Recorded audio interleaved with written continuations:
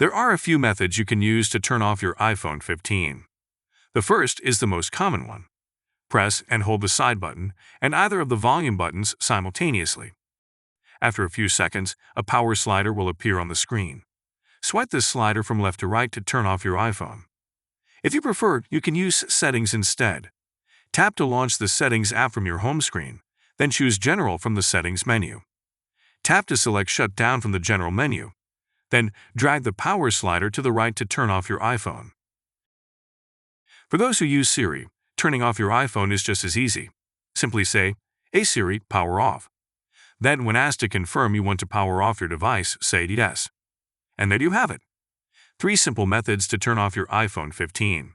Choose the one that's most convenient for you. Please see the text version of this tutorial for more details, and remember to follow or subscribe to iClarified for more Apple news, videos, and tutorials.